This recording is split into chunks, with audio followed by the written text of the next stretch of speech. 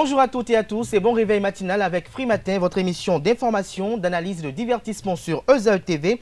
Qu'est-ce qui pousse les jeunes à s'adonner à la cybercriminalité? Que faire pour y remédier? Ce sont entre les questions auxquelles nous essayerons de répondre ce matin dans le débat de ce matin sur Free Matin. Ce sera entre Carles Kitome, journaliste à ESAE Télévision. Il sera face à Arnaud Doumarou, journaliste au sein du groupe de presse Fraternité. Mais avant, vous aurez droit à la présentation des gros titres à la une des journaux ci-après. L'informateur, la dépêche, le matinal, l'hebdomadaire La Croix du Bénin, la cloche, le confrère de la matinée Nord-Sud quotidien, la Nation, le matinal et Fraternité. Le bulletin matinal d'information de ce matin sera une présentation de Atifa Olafa et nous fera suivre quelques séquences de la conférence de presse animée hier par le ministre porte-parole du gouvernement Alain Orunla. Cette conférence de presse au cours de laquelle il nous rend compte de la première phase de la tournée nationale du président Patrice Talon dans les communes du Bénin. Elle nous fera suivre, outre quelques informations pêle-mêle, elle nous donnera des détails sur les cybercriminels qui seront présentés ce jour au procureur de la République. Dans la seconde partie de cette émission, deux rubriques sont à l'honneur. Il s'agit de la rubrique Trucs et astuces et de la rubrique Prénom du jour. On se retrouve dans un court instant, juste après la pub pour la une des journaux. Chaque enfant qu'on enseigne est un homme qu'on gagne. L'école est le lieu par excellence de l'éducation. Étudiants, étudiantes, nouveaux bacheliers, parents d'élèves, une raison de plus pour choisir l'excellence. Et oui, bénéficier des demi-bourses et de réductions de scolarité à ESAE. Payer 250 000 au lieu de 500 000 en licence 1, 2 et 3 sciences juridiques, économiques, de gestion et en journalisme. Et pour les 100 premières inscriptions en administration des finances et administration générale, bénéficier d'une réduction et payer 400 000 au lieu de 500 000. En master 1 et 2, 500 000 au lieu de 800 000 en administration des affaires, 600 000 au lieu d'1 million en journalisme. Faites partie des 100 premiers inscrits en administration des finances et administration générale pour bénéficier de la réduction. Payez 800 000 au lieu d'1 million. À ESAE Cotonou et Parakou, la rentrée est effective. Le dossier d'inscription est disponible en téléchargement à l'adresse suivante: www.esae.bj/esae 2019 ou renseignez-vous à ESAE Cotonou au 96 80 55 11 98 98 14 00 90 93 65 21. À ESAE Parakou au 96 68 16 14 97 77 51 47. À ESAE, l'épanouissement et le développement est au cœur de notre succès. ESAE, l'excellence a un nom.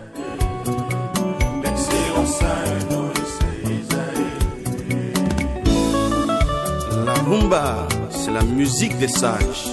Et ESAE, c'est l'école des sages. Bonjour à nouveau, chers amis internautes de Free Matin. Nous démarrons la une des journaux de ce matin par le quotidien L'Informateur qui titre en manchette ce matin: présentation du projet de loi des finances exercice 2021 du ministère de l'Enseignement supérieur et de la Recherche scientifique. Eleonore Yaïla Descamps, ministre, défend un ambitieux budget. Lequel budget vous est détaillé dans les colonnes de la parution de ce matin de L'Informateur, qui retient néanmoins à la une qu'une prévision salutaire pour relever de vrais défis au plan académique, social et infrastructurel. Nous restons toujours à la une de L'Informateur de ce matin. Stage pré-saison, ESAE Football Club s'impose à Espoir de Savalou 3 buts à 1.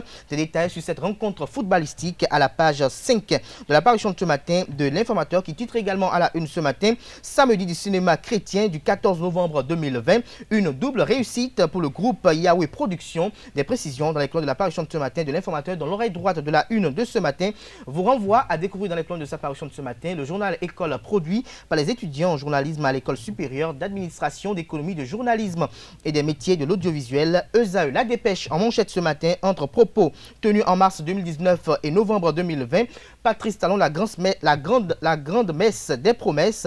Des détails sur ce titre à la page 3 de la parution de ce matin du quotidien La Dépêche. Le matinal en manchette ce matin avec les photos du ministre porte-parole du gouvernement Alain Orunla, de Sébastien Germain à Javon, de Valentin Dianotin et de Komi Koutié. Le canard titre: appel à la réconciliation du chef de l'État.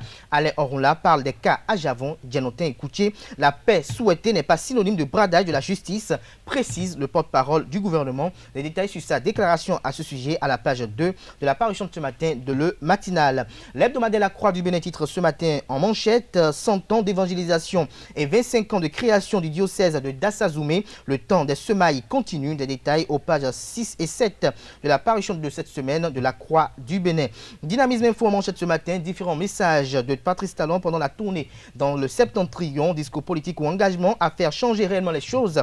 S'interroge le confrère, membre du gouvernement, bientôt 5 ans, et toujours le mystère autour des salaires. Les détails sur ce titre à la page 3 de la parution de ce matin du Canard. La cloche titre ce matin en manchette descente du président Patrice Talon dans 17 communes du Nord Bénin. Alain Orunla fait le bilan d'étape du périple présidentiel. Il parle des annonces fortes et des engagements du président Patrice Talon pour pacifier le pays. Le confrère de la matinée en manchette ce matin, le Zoto Bénin, ce qui n'a pas été dit. Oswaldo Meki et Mathurin de Chacus en leader incontestable quand l'ambassadeur Eric Frank Saizonou étale ses qualités de bon diplomate. Déjà 4 qualifiés, résultats statistiques et classement des groupes, tout ceci est à découvrir à la page 3 de la parution de ce matin du quotidien. Nord-Sud Quotidien titre ce matin à la une, professionnalisation du secteur de la microfinance.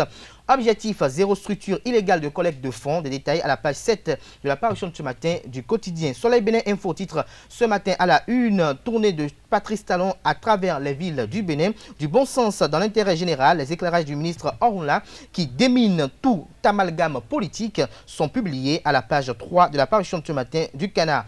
Assemblée nationale, ce qui distingue le président Louis Vlavonou vous est dévoilé à la page 5 de la parution de ce matin du quotidien Le Soleil Bénin Info. La Loupe titre ce matin en manchette, fête des moissons sur la paroisse Sainte Trinité de Zogbadien, un spécial culte d'action de grâce rendu à l'Éternel. Dans la liesse, les populaires fidèles ont témoigné leur reconnaissance pour les bienfaits de Dieu, les meilleurs candidats du grand jeu concours génie biblique distingué.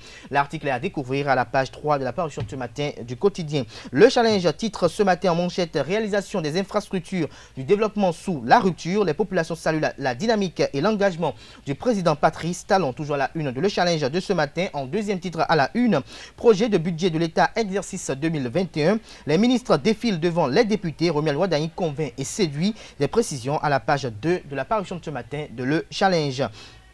Le matin, titre en deuxième titre à la une ce matin, Parlement, balai des membres du gouvernement devant la commission budgétaire. Eleonore Yaïla Descamps, ministre de l'enseignement supérieur et de la recherche scientifique, et Jean-Michel Abimbola, ministre de la culture, passe avec brio. Fait observer le confrère, plus de précision à la page 3 de sa parution de ce matin. Le matin qui fait observer et met la lumière sur le matin dans les colonnes de sa parution du jour sur 2 décisions majeures du Conseil hebdomadaire des ministres tenu le 18 novembre dernier sous la présidence effective du président de la République.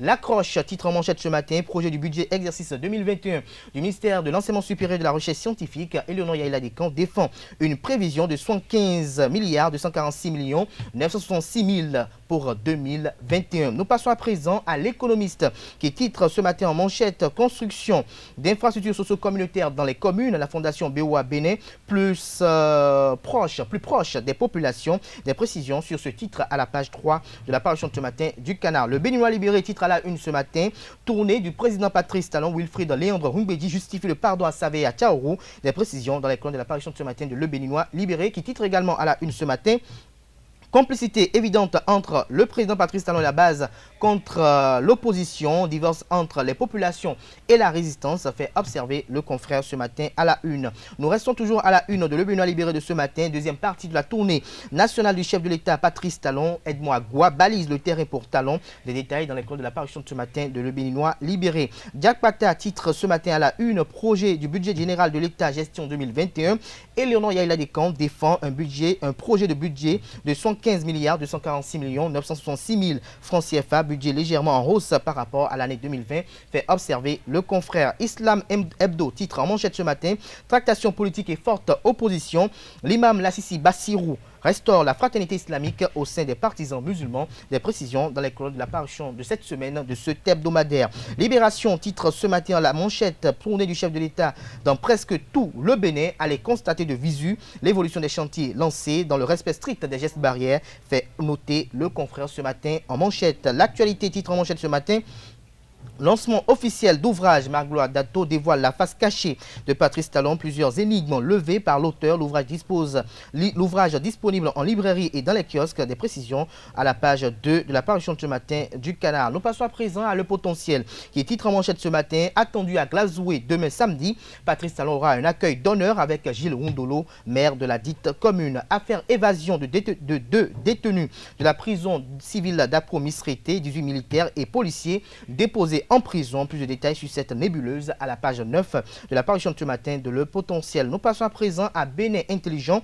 qui titre en manchette ce matin. Deuxième plénière du cadre de concertation du Conseil économique et social. Consensus en vue d'une LEPI, du COSLEPI, du Conseil d'orientation et de supervision de la liste électorale permanente informatisée COSLEPI. Consensus en vue d'une LEPI parfaite. Des précisions à la page 3 de la parution de ce matin du Canard. Nous passons à présent à Les 4 vérités, qui titre à la une ce matin, du président de la République, Patrice Talon. Alain Orla, ministre porte-parole du gouvernement, se prononce sur les cas de Komi-Koutié de Sébastien Germain à Javon. Patrice Talon priorise une dynamique de paix et de réconciliation avec Soglo et Yahi, dit-il. Des précisions sur son intervention hier à la page 2 de la parution de ce matin du quotidien Les 4 vérités. Info Matin en manchette ce matin, maintien du PRD dans la mouvance présidentielle. Aïva offert en victime expiatoire à Talon. Aïva offert en victime expiatoire à Talon. Des précisions sur ce titre à la page 3 de la parution de ce matin du Canard. Nous passons à présent à Fraternité, qui titre en manchette ce matin. Entretien avec Antoine Guédou, président du JSR. Il y a des choses qui ont été faites dans un bon esprit mais détournées. Il assure que Patrice Talon, à travers sa tournée, est en train de prendre un nouveau pari avec le peuple. Des précisions à la page 3 de la parution de ce matin du Canard. Une interrogation en manchette de Le Nouvel Observateur de ce matin. Santé, que se passe-t-il au Centre national universitaire Hubert Koutoukou-Maga CNHU HKM de Cotonou, s'interroge le confrère. Son dossier vous est publié à la page 3 de sa parution de ce matin. Carte sur table en manchette ce matin. Présentation du projet de budget exercice 2021 du ministère de l'Enseignement supérieur et de la Recherche scientifique. Éléonore Yaïla Descamps défend une prévision de 75 milliards 246 millions 966 000 francs CFA pour 2021 contre 63 769 890 en 2020. Un budget pour relever d'énormes défis au plan académique, social et infrastructurel, fait noter le confrère de Carte sur table ce matin. Toujours là, une de Carte sur table ce matin. Soutenance de thèse de doctorat à l'Université d'Abomey-Calavi, Sophia Touni-Fadi accède au grade de docteur en hydrologie et gestion intégrée des eaux. Le compte rendu de cette soutenance de thèse dans les colonnes de la parution de ce matin du Canard. Nous passons à présent à Le Progrès. Mais avant Le Progrès, découvrez la manchette de ce matin de La Nation qui titre ce matin « Tournée du chef de l'État, Alain Orla en donne la teneur ». Le Progrès, assainissement du secteur de la microfinance au Bénin, mise en garde de structures non agréées par l'État. Des précisions à la page 3 de la parution de ce matin du Canard. Et d'Abarou pour mettre un terme à la une des journaux de ce matin. Évasion à la prison civile d'Apro-Misrété. 2 régisseurs et 20 agents de sécurité font les frais. Des précisions dans les colonnes de la parution de ce matin du Canard. Ce sera tout pour la présentation de quelques-unes de journaux. Comme vous l'avez si bien noté, les quotidiens sont sortis abondamment ce vendredi. Ils sont disponibles dans les kiosques au prix de 300 francs CFA pour ce qui est des quotidiens. Les hebdomadaires, ça varie en fonction du prix de la rédaction. Nous passons à présent au bulletin matinal d'information qui est une présentation de Atifa Olafa. Bonjour chers internautes, la face cachée de Patrice Talon, c'est le titre de l'ouvrage écrit par le journaliste Magloire Dato. Il a été mis sur le marché hier 19 novembre 2020 au Bénin Royal Hotel de Cotonou devant un parterre de personnalités politiques, acteurs de la chaîne de livres et des curieux. La première production livresque de Magloire Dato a été présentée par le journaliste Ange Bonouin. Suivez cet extrait de la présentation que propose Carles Kitome. L'ouvrage de 242 pages est ponctué d'extraits de papiers de presse, de témoignages, de références à l'actualité, accroche le lecteur dès les premières pages. Et cet ouvrage, ma foi, qui a l'allure d'un essai politique, mais aussi d'un ouvrage assez révélateur, est compartimenté en 4 bonnes parties. La première révèle révèle les traits intrinsèques du chef de l'État, Patrice Talon. Et la deuxième est intitulée Patrice Talon, des affaires à la politique. Et dans la troisième partie, l'auteur parle des grandes réalisations de Patrice Talon. À travers la quatrième partie, il évoque les grandes prouesses qui, pour bon nombre de personnes, semblent non saisissables, tant assez de prouesses sont réalisées que parfois leurs échos paraissent incompréhensibles pour beaucoup. Dans cet ouvrage, l'auteur a le mérite de poser la question de la place du romancier. Il s'interroge d'ailleurs et se demande ce qu'est après tout un écrivain. À la lecture de l'ouvrage, il m'est apparu évident que le romancier doit se montrer libre. Et c'est à tout cet exercice que s'exerce l'auteur Magloire Datou. Il ne s'est pas forcément obligé de se ranger derrière un mouvement littéraire spécifique qui le contraint de respecter toutes les normes mises en place par ce mouvement. Mais au contraire, il peut se trouver à cheval entre deux mouvements et puiser des choix esthétiques dans ces deux mouvements. En effet, la face cachée de Patrice Talon a la particularité d'appartenir à deux mouvements littéraires, le réalisme et le naturalisme. Le bon nombre de descriptions et de précisions produisent l'effet de réel permettant d'apporter du crédit à l'histoire et permettant également effectivement d'affirmer que l'auteur avait la volonté de raconter la vérité, rien que la vérité et toute la vérité. Cependant, les différentes remises en question, les différents chantiers de réflexion que le livre propose montrent tout de même qu'il y a des choix esthétiques propres au naturalisme. L'auteur a d'abord, dans un premier temps, dans le premier chapitre, avec un style vestimentaire, cherché à décrire Patrice Talon. La particularité du style de cet homme d'État est tridimensionnelle, comme l'a décrit l'auteur. Pour lui, pour ce qui est du style vestimentaire, sont sobriété, constance et décontraction. 18 militaires et policiers ont été déférés à la prison civile de Missérété ce mercredi 18 novembre 2020. Les inculpés ont été mis sous mandat de dépôt dans le cadre de l'évasion de 2 personnes de la prison de Missérété. Les mis en cause encourent une peine de prison allant de 6 mois à 3 ans et risquent d'être condamnés aussi au paiement d'une amende de 50 000 francs CFA à 1 million de francs CFA selon les articles 421 et 422 du Code pénal. Trois présumés cybercriminels seront présentés au procureur de la République ce vendredi 20 novembre 2020 pour avoir arnaqué plus de 2 millions de francs CFA aux tenanciers de Point Mobile Money. Ils ont été arrêtés par le commissariat de Tchada dans le département du Plateau. Les présumés cybercriminels ont mis en place un plan qui leur permet d'arnaquer les tenanciers de Point Mobile Money. Ils ont pu arnaquer 2 500 000 francs CFA dans 11 points de transfert d'argent. Le ministre de la Communication et de la Poste, Alain Orunla, a animé une conférence de presse ce jeudi 19 novembre 2020 à la salle Fleuve Jaune du ministère des Affaires étrangères. Le porte-parole du gouvernement a fait le point de la première phase de la tournée nationale du chef de l'État, Patrice Talon. Selon le ministre Alain Orunla, la tournée a été l'occasion pour le président de la République de constater l'évolution des chantiers lancés partout dans le pays pour transformer le visage du Bénin. Suivant un extrait de son point de presse, il est au micro de Jacques Marion d'Almeida et de Jefté Honguet. Les populations ont donc admis que c'était le bon moment, quand bien même nous savons qu'elles avaient soif de rencontrer plutôt leur chef. On ne lui en a pas tenu rigueur et on a compris son sens de la méthode.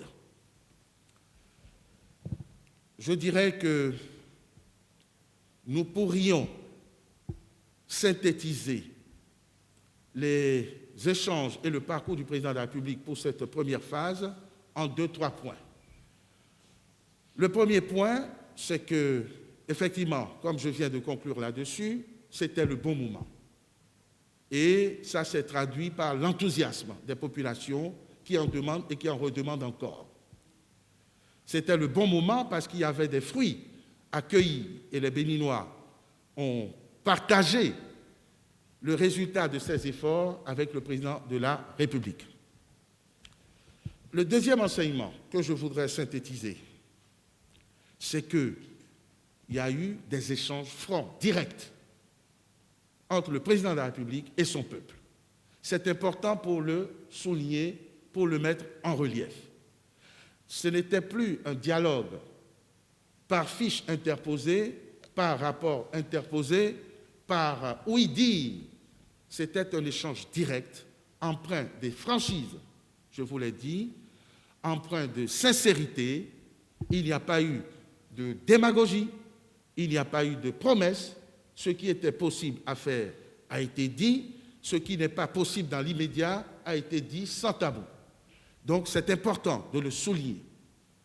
Enfin, je dirais que cette tournée a permis de percevoir les limites de l'action, c'est-à-dire que, quelle que soit la volonté du président de la République, de son gouvernement, de ses ministres qui ont été salués au passage en même temps que les peuples, les populations, un programme exécuté au pas de charge en si peu de temps, avec les résultats extraordinaires que notre pays a engrangés, reste insuffisant pour venir à bout de tous les défis qui guettent notre pays.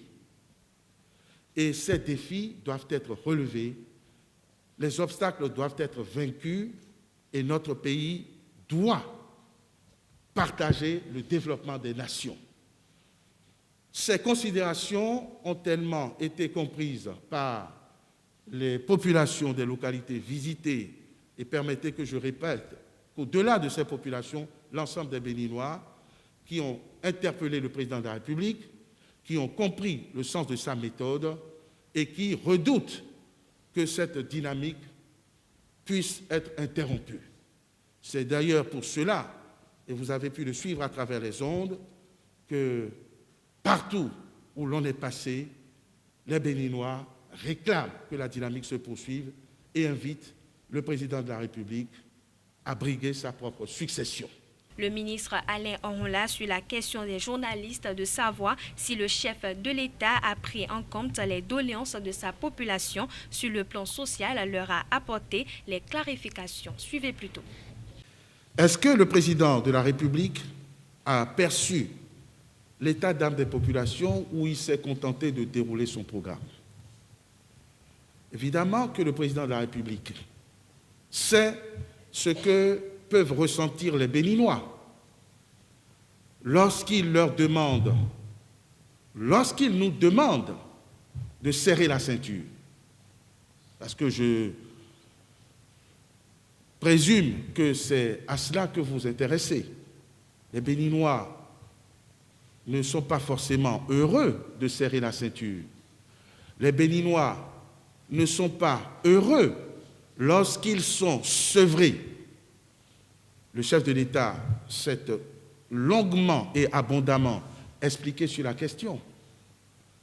Mais il leur a redonné le moral lorsqu'il leur explique comment l'argent qui circule ou qui circulait prétendument circulait à leur détriment, à leur dépens, à leur préjudice.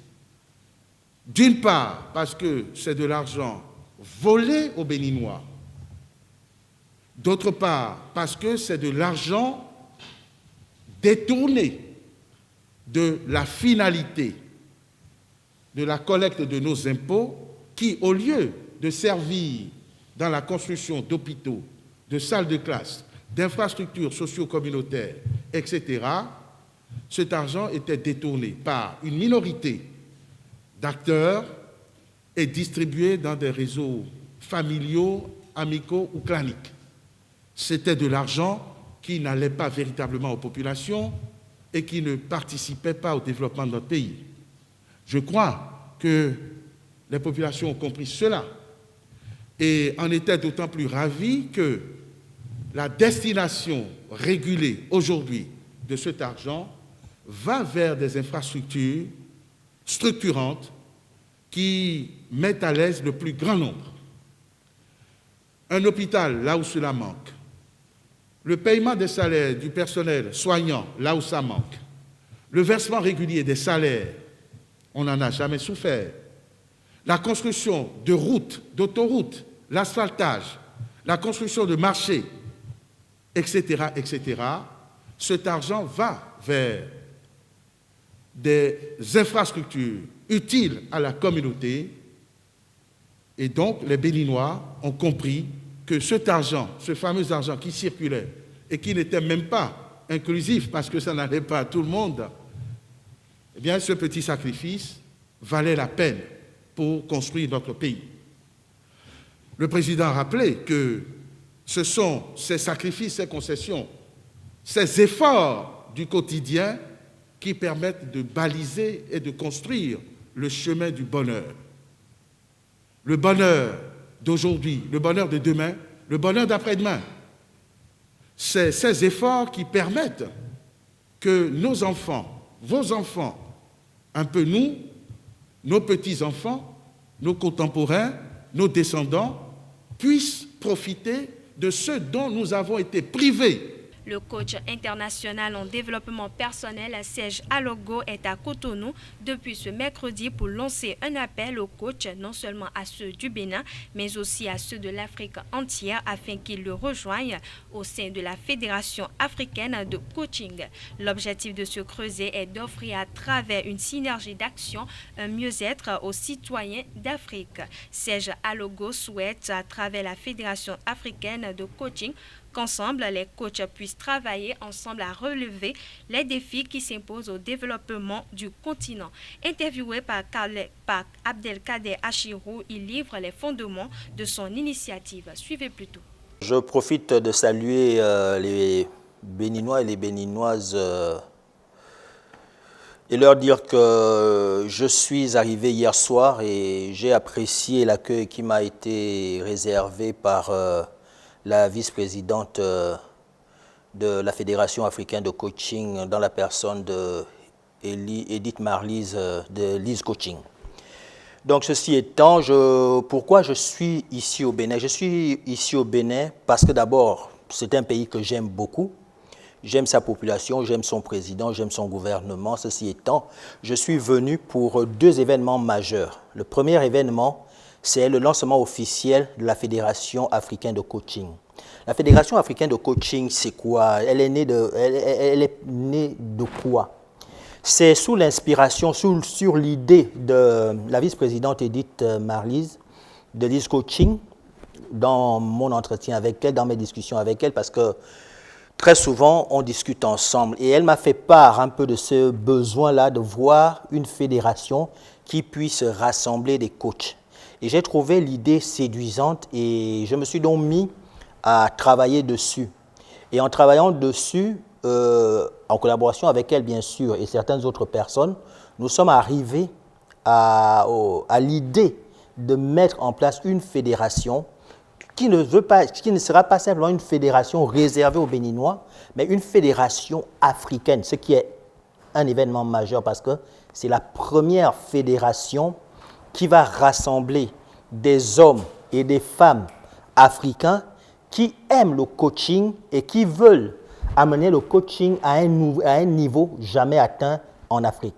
Donc, c'est le premier événement qui m'a conduit ici au Bénin. Et cet événement va se dérouler le 21, donc ce samedi à 16h à l'hôtel Paradisia. Donc, tous ceux qui aiment le coaching, vous êtes coach, vous êtes certifié ou vous n'êtes même pas certifié, ou si vous aimez le coaching, je vous invite à venir samedi à 16h à l'hôtel Paradisia. Nous ferons le lancement officiel de notre fédération. Et le deuxième événement qui m'amène au Bénin, c'est le lancement officiel aussi de ma structure, de mon cabinet de coaching. Je vous ai dit que j'ai un amour particulier pour le Bénin et pour l'Afrique. Je l'avais dit lors d'un de mes séjours ici au Bénin, j'avais dit que le fait que je vive en Europe ne m'a pas éloigné de l'Afrique. Je suis un panafricaniste convaincu et je veux œuvrer pour le relèvement de notre continent. Donc j'ai trouvé qu'il était nécessaire de mettre sur pied une structure de coaching, d'accompagnement, parce que je pense que l'Africain a reçu de Dieu un potentiel considérable. Mais la grande difficulté de l'Africain, c'est qu'il ne sait pas toujours comment mettre en exergue, comment développer ce potentiel. Et c'est pour cela que j'ai trouvé que le principe, l'idée d'ouvrir un bureau ici au Bénin était un impératif. Donc voilà un peu les deux raisons majeures qui m'amènent ici. Et je me profite de dire que pour le lancement officiel de Leader Coaching, qui est un peu mon cabinet de coaching, ce lancement se fera samedi 28 à 16h, toujours à l'hôtel Paradisia.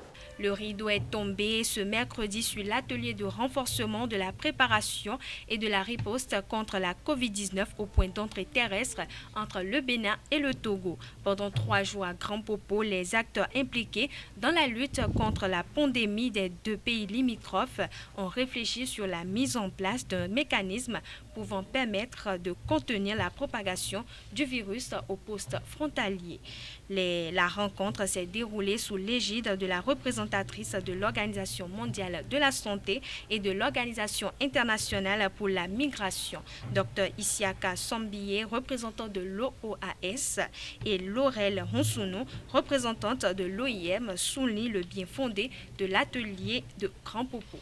Chers participants, l'importance de la présente rencontre n'est plus à démontrer pour vous, car vous êtes au front depuis le début de la pandémie pour identifier, proposer, mettre en œuvre et évaluer les interventions basées sur les données factuelles pour permettre à nos pays de contrôler la pandémie et les autres maladies à potentiel épidémique. Notre présente rencontre va nous permettre, après l'analyse de la situation, de proposer un plan d'action d'intervention efficient, adapté à nos contextes, pour réduire donc ce risque de transmission de la maladie, pour faciliter donc la libre circulation. Cette présente rencontre rentre également dans les orientations que les ministres de la Santé ont données à l'OAS lors de la réunion ministérielle donc, du 14 février 2020 à Bamako pour faire face à la pandémie Covid dans notre sous-région. Il s'agit de renforcer la coordination, la communication et la collaboration entre les États membres, d'améliorer la surveillance et la gestion des mesures au point d'entrée air, terrestre et mer, d'entreprendre une communication pour s'assurer que nos populations reçoivent les informations adaptées, appropriées et à temps autour de la pandémie, mettre en œuvre des mesures robustes pour assurer la disponibilité des produits médicaux nécessaires, incluant le matériel de laboratoire, de protection individuelle et de prise en charge des patients. Les conséquences de cette maladie ne sont plus à démontrer. Il fait arrêter toutes nos règles de base, la libre circulation des personnes et des biens. Et dans un contexte de réouverture progressive des frontières, il sied de prendre toutes les mesures pour éviter un accroissement et une contamination massive de nos populations. L'OIM réaffirme son engagement à accompagner les gouvernements aussi bien du Bénin que du Togo dans la lutte contre le coronavirus. Présentation d'expositions d'art sur la culture de l'excellence malgré la Covid-19 le 13 novembre 2020. La Maison des médias de Cotonou a changé de couleur à l'occasion de l'exposition d'art sur la culture de l'excellence malgré la Covid-19. Le vernissage qui fait transiter Fortuné Sosa du monde des médias à celui des artistes. Carles Kitome a été témoin du vernissage. Voici son reportage. J'ai pas osé qualifier d'art coutumier. Le journaliste Fortuné Sosa a franchi ce 13 novembre 2020 le pas qu'il installe au rang des artistes par le biais du vernissage de cette exposition acrostiche à double sens. À l'aéroport Cardinal Ganti, il m'a été intimé l'ordre de me mettre en auto-isolement à cause de la progression du coronavirus. Cela a été un moment très pénible pour moi. C'est au cours de ces 14 jours d'autoconfinement que, conscient de la gravité du mal, j'ai commencé à réfléchir à ce que je peux faire pour contribuer aux actions de sensibilisation de la société. À la date de mon anniversaire, je découvre sur les réseaux sociaux un acrostiche qui me célébrait sous la plume de mon confrère Henri Morgan. Le parrain de l'exposition, Joël Ataï Kedegbe, raconte le début de l'aventure. Fortuné s'est piqué au jeu avec l'acrostiche. En réalité, je l'ai découvert quand il l'a réalisé pour feu Jérôme Adjakou Badou, premier président de l'ODEM. où nous lui avons, est-ce qu'il faut dire succédé, on a continué un peu à œuvrer dans ses pas, dans ses sièges. Et chemin faisant, effectivement, je me suis un peu intéressé. J'ai encouragé comme j'ai pu Fortuné, dont je trouvais l'inspiration redoutable au regard de ce qu'il révélait de chacun des personnages qu'il accrochait. Les acrostiches réalisés par Fortuné Sosa sont visibles et disponibles pour la vente à la maison des médias Thomas Meillassan de Cotonou jusqu'au 10 décembre prochain. Ainsi se referme ce bulletin matinal d'information. Merci pour votre attention et excellent week-end à toutes et à tous. Merci à vous, Atifa Alafa, pour la présentation de ce bulletin matinal d'information. On retrouve à 19h Billy Laibi pour la grande édition du journal télévisé sur Eusal TV. Place à présent au débat sur Free Matin. Le débat sur Free Matin, Arnaud Doumon, Carles Kitome, bonjour à vous. Bonjour Abdelkader Achirou. Carles Kitome, les cybercriminels, ils existent au Bénin également, ils sont dans la société. Dites-nous, quelle est votre appréhension de la cybercriminalité et que représentent les cybercriminels dans la société? Je pourrais dire que les cybercriminels représentent une force qu'on pourrait utiliser de façon positive si on sait s'y prendre, si on sait travailler avec. Parce que c'est généralement des jeunes qui ont une avance sur leurs congénères en ce qui concerne l'utilisation des données de l'Internet, mais qui, attirés par la facilité, en font un usage pour escroquer. Et donc, c'est des gens qui ont quand même une certaine connaissance qui peut être utile.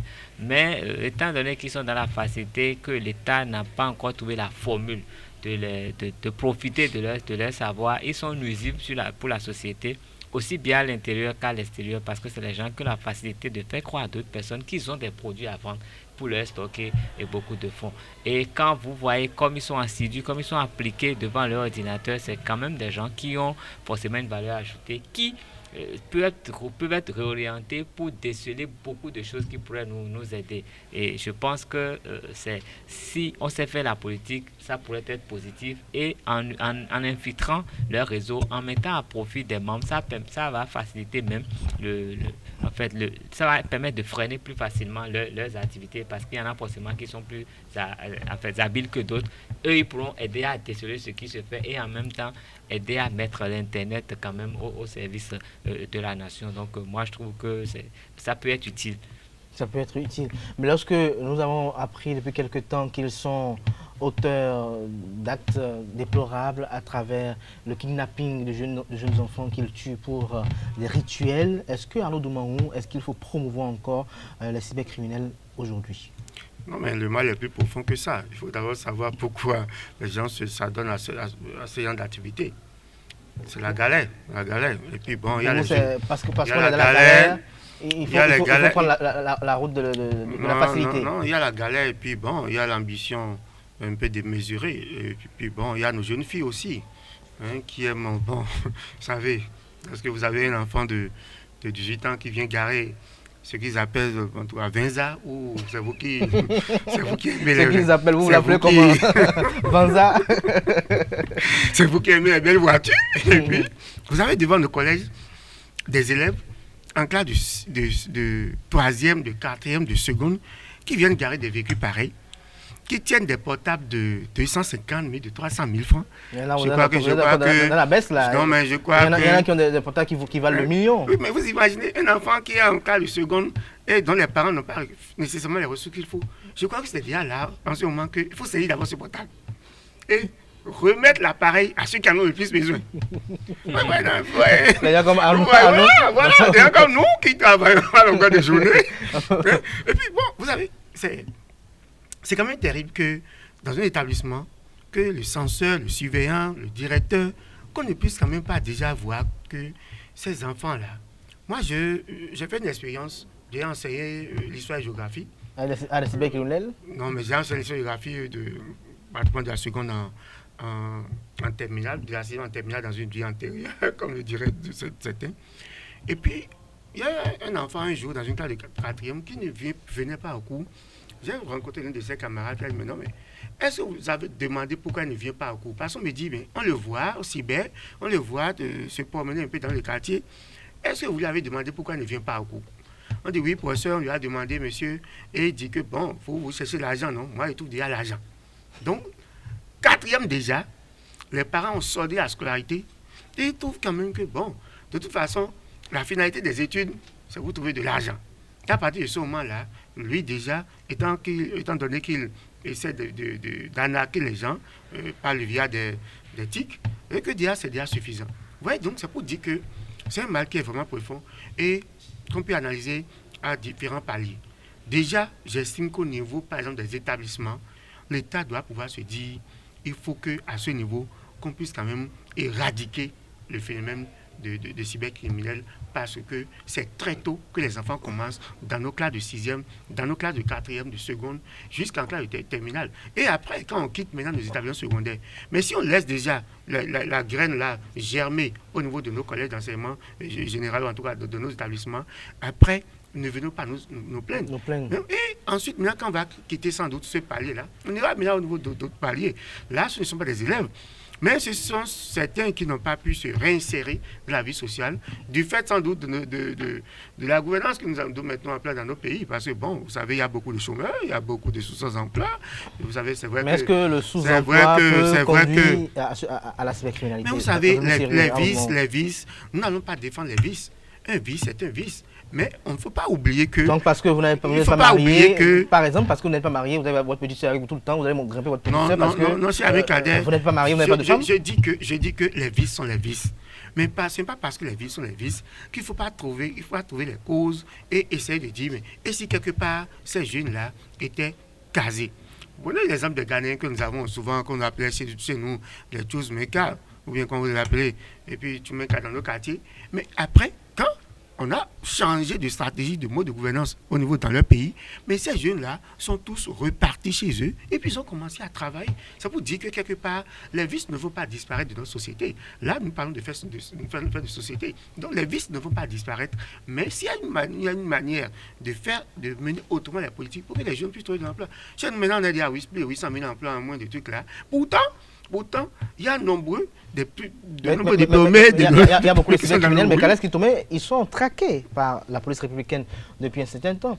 Et dites-nous, selon vous, qu'est-ce qui peut pousser, contraindre un jeune à la cybercriminalité? Est-ce le goût de la facilité? Est-ce le suivisme? Qu'est-ce qui peut le pousser véritablement vers ce fléau? En fait, il y a plusieurs raisons qui peuvent pousser les jeunes vers cela. D'abord, vous savez, quand les jeunes vivent avec des parents qui manquent du minimum, ils sont forcément tentés d'aller voir comment les autres se débrouillent pour en avoir un peu. Et quand les parents il n'y a pas d'encadrement à la maison, les enfants sont livrés à eux-mêmes. Et ça commence généralement par les salles de jeu. Quand l'enfant prend déjà l'habitude de passer toute sa journée dans les salles de jeu, il reste là à longueur de journée. C'est facilement qu'il pense qu'il peut aller également sur Internet pour jouer. Et en jouant, quand il voit les gens qui sont généralement là à jouer, eux ne s'amusent pas. Eux, ils sont là pour un but précis et très facilement, il y arrive. Donc, ça dépend de l'encadrement à la maison, à l'école, des conditions dans lesquelles l'enfant vit et l'éducation que l'enfant reçoit. Parce que être cybercriminel, c'est être voleur quelque part. Et donc, si l'enfant est bien éduqué, il doit avoir peur du vol. Même pas quelque part, c'est du vol. Non, j'ai dit c'est du vol, mais c'est un autre degré. C'est pour ça que je dis quelque part. Donc, si l'enfant est déjà dans sa conscience que le vol n'est pas une bonne chose, il serait difficile de suivre ses camarades qui s'y adonnent. Mais quand nous voyons les censeurs dans les écoles qui n'arrivent pas à réprimer, parce qu'il y a des parents qui viennent encore réprimander ces enseignants parce qu'ils ont confisqué un portable, parce qu'ils ont fait ci, et les enfants ont des moyens, les enfants déploient des moyens qui dépassent les possibilités de leurs parents. Et les parents cautionnent cela. Ça veut dire que les enseignants, ils sont coincés. Oui, ils n'ont même pas le courage. Parce que parfois, vous saisissez un portable, c'est d'un grand ministère qu'on vous appelle avec des menaces à ne pas en finir pour que vous puissiez rendre ce portable-là dans l'immédiat, alors que vous estimez que cet enfant ne peut pas détenir ce genre de portable et plus l'utiliser en plein cours. Mais on vous réprimande pour ça, vous pouvez avoir des sanctions. Mais vous savez, comme je le dis, tout est question d'encadrement. On veut les traquer. Qui veut les traquer? Est-ce que les agents de police qui veulent les traquer sont aussi habiles sur Internet que non? Ça veut dire qu'il y a un fossé entre les deux. Ils se disent, on va les traquer, mais on ne va prendre que ceux qui sont des débutants, ceux qui ne sont pas encore rompus à la tâche. Ceux qui sont rompus à la tâche sont à un niveau supérieur. Ils jouent dans une autre catégorie où les agents de police ne peuvent pas jouer. Et pour pouvoir atteindre ce niveau-là, ils sont obligés de s'associer à des gens parmi eux qui vont leur donner la main. Parce que quand on ne sait pas, on ne sait pas. Il faut avoir le courage d'apprendre. Si eux ne donnent pas, mais ça ne va pas. Aujourd'hui, je crois que récemment, il y a un Béninois qui a été célébré parce qu'il est devenu millionnaire en euros. Ça s'est fait comment? Non, ça s'est fait comment? C'est parce qu'il a passé beaucoup de temps sur Internet. Il a su là où les bons placements se trouvaient et il a fait. Ça veut dire qu'on peut en tirer du bon et avec ça, on peut combattre également. Il faut savoir tirer parmi eux là, ceux qu'on peut utiliser. Et ça va être utile. Ça peut aider le pays même à faire beaucoup de choses. Ça peut aider à vendre des choses parce qu'ils connaissent ce que les autres ne connaissent pas. Donc, il faut forcément capitaliser ce qu'ils savent faire pour que ça puisse donner quelque chose de bon. Est-ce qu'on a arrêté ce qui est 2 millionnaires en euros? Mais s'ils n'avaient pas certaines aptitudes, s'ils n'avaient pas compris certaines choses, comme les gars, le fonds n'aurait jamais pu le faire. C'est ça ce qu'il faut savoir également. Oui, il faut une traçabilité de ce que chacun gagne par rapport à ce qu'il fait comme boulot. Vous voyez? C'est-à-dire? Nous avons, vous voyez, par exemple, chez moi, à Webo, j'étais allé au village récemment, et puis les jeunes se plaignaient du commissaire. Ils disent maintenant que quand on garde les motos, parce qu'il y a les motos S ou quelque chose, c'est vous qui connaissez. Oui, S. Oui, on S. va pas faire publicité à la marque. Mais... Et puis, quand ils gardent les motos au niveau des lavages, le commissaire vient. Donc, quand la moto est finalement bien entretenue, bien lavée et tout ça, il vient tout ramasser. Et puis, bon, quand il ramasse tout, il demande maintenant à chacun de venir justifier comment est-ce qu'il a pu acheter la moto et de venir avec les pièces. Et les jeunes estiment que ce n'est pas normal qu'on puisse posséder ainsi. Mais si vous avez vos pièces, vous rentrez en possession de votre moto, n'est-ce pas? Tout à fait. Mais j'estime également que peut-être que c'est une manière pour amener les gens à justifier. Mais chez nous, par exemple, il y a quelque chose qui se fait de bien actuellement. En tout cas, l'une des actions qu'il faut saluer sous le régime du président Patrice Talon, la question de l'identification personnelle. C'est que chacun a un identifiant personnel et désormais, lorsque tu veux me gagner 5 000 ou 10 000 quelque part, on estime qu'il faut qu'il y ait une traçabilité. Si nous arrivons, je suis sûr que c'est une réforme qui va durer peut-être d'ici encore 20, 30, 40, voire 50 ans et d'autres gouvernements vont l'améliorer davantage. Et lorsque chacun a une identité personnelle et chacun peut être identifié désormais par rapport à ses ressources, je crois que ça va contribuer à freiner un peu cette manière de gagner facilement de l'argent et de faire une concurrence déloyale sur le terrain. Vous avez quelqu'un qui a un emploi. Et vos concurrences? Non, c'est pas moi, mais vous avez quelqu'un qui a un emploi décent. Apparemment, non, mais vous avez jaloux là. Non, mais vous avez quelqu'un qui a un emploi décent. Qui a épousé une femme dans la même maison que vous. Vous êtes en danger. Chaque fois qu'il y a une cérémonie, mais il va vous donner foutre la honte de votre vie. Même pour les cérémonies, vous allez au village et puis bon, vous allez contribuer modestement par rapport à vos moyens. Et puis, vous êtes assis sous la même bâche que cybercriminel. Mais il vous met en quarantaine parce que bon, quand tout le monde vient, on va sous la bâche du cybercriminel pour le saluer. On estime que bon, c'est lui qui investit dans la famille. Chez moi, il y a un adage qui dit qu'Alès Tomé, Olo Laem, ça dit le monde ne connaît que le riche. Donc, si c'est lui qui a l'argent, pourquoi vous voulez qu'on vienne vous procéder vers vous? Et lui, il n'a pas d'emploi. Officiellement, il n'a pas d'emploi. Il n'a pas de source de revenus. Mais généralement, il crée des prêt-à-porter. Il faut laisser. Quelques-uns. C'est même des sociétés grandes. Mais au moins quelques-uns ont ça, mais il y en a qui n'ont rien du tout. Quelques-uns investissent également dans les locations de maisons, dans l'immobilier. Le pire de tout, c'est quand vous asseyez dans un bar et que cybercriminel fait son anniversaire.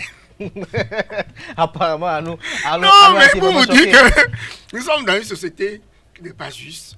On est d'accord, mais il y a des faits quand même qui vous marquent. Vous venez vous juste prendre un pot.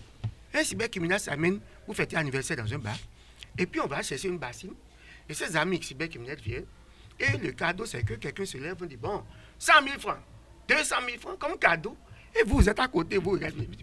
Les jeunes là, ils s'amusent avec de l'argent. Alors que vous avez besoin de l'argent pour faire des choses. Ils s'amusent avec de l'argent. Donc vous constatez, donc pour faire sérieux, pour dire que c'est un phénomène qu'il faut totalement arrêter. Je salue ce que font les forces de l'ordre. C'est vrai que parfois, il faut dénoncer cela. Vous allez arrêter les gens. Il faut profiter pour les escroquer. Parce que, comme on le dit chez nous, il faut bien roguer. Qui va venir demander quoi? Je crois qu'il faut. Merci à vous, Arnaud Douan, on vous aura compris. Quel est-ce que tu as un petit commentaire pour clore ce débat? Je dis, comme je l'ai déjà dit, il faut le combattre. mais il faut savoir en tirer le positif. Il y a du positif à mon avis qu'on peut en tirer. Il y a du positif qu'on peut Ils peuvent aider la en tirer. République. Merci à vous, Kalaski Tomé. Merci également à vous, Arnaud Doumou. Merci à tous deux pour les différents sacrifices que vous consentez tous les jours pour être à nos côtés ce matin pour Free Matin. Chers amis internautes, nous abordons à présent la seconde partie de cette matinale. Nous installons à présent la rubrique Trucs et astuces avec Céline Bovy. Bon réveil à tous, j'espère que votre semaine s'est bien déroulée. Aujourd'hui dans Trucs et astuces, nous parlerons beauté. Nous vous proposons quelques conseils pour lutter contre les vergetures et l'acné. Utilisez un avocat mûr que vous allez réduire en purée à l'aide d'une fourchette. Ajoutez-y une cuillère à soupe de jus de citron et une autre de miel. Mélangez le tout jusqu'à l'obtention d'une pâte lisse.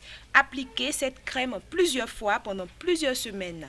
Ceci atténuera considérablement vos vergetures. Lorsque les boutons d'acné apparaissent sur votre visage, optez pour ce mélange. 2 cuillères à soupe de miel, 3 cuillères à café de yaourt et 4 cuillères à café de jus de citron avec un blanc d'œuf. Mélangez le tout pour obtenir un masque. Appliquez-le sur les boutons d'acné. Laissez poser 15 minutes puis rincez à l'eau tiède. Répétez cette astuce 3 fois par semaine et débarrassez-vous de vos acné. Ce sera tout dans Trucs et astuces pour aujourd'hui. Merci de nous avoir suivis et très bon week-end à vous. Merci à vous Céline Bovier pour la rubrique Trucs et astuces. À présent, on installe la dernière rubrique de ce matin. C'est Rose Alabri qui nous présente Prénom du jour. Bonjour chers amis internautes et bienvenue dans votre rubrique Prénom du jour. Ce vendredi 20 novembre 2020, les Edmonds sont à l'honneur. Edmond est un prénom germanique. Est un prénom masculin d'origine germanique. Ed qui signifie bien ou richesse et Mond qui signifie protecteur. Caractère des porteurs du prénom Edmond. Selon l'histoire, les porteurs du prénom Edmond sont des fonceurs. Ils sont brillants, entreprenants et réalisent impeccablement leurs projets. Avec eux, il ne faut douter de rien puisqu'ils sont audacieux et ont du génie en eux. Edmond a pour signe astrologique le lion et son numéro de chance est le numéro 1. Les prénoms proches du prénom Edmond: Edmire, Edmilson, Edmea, Edma, Edline, Edise, Edith, Edernest et bien d'autres. Chers amis internautes, c'est tout sur le prénom Edmond. Merci de nous avoir suivis. À lundi prochain pour un nouveau prénom. Ainsi prend fin Free Matin ce matin. Merci pour l'attention. On se retrouve lundi prochain avec le même plaisir. Portez-vous bien et à lundi, plaise au ciel.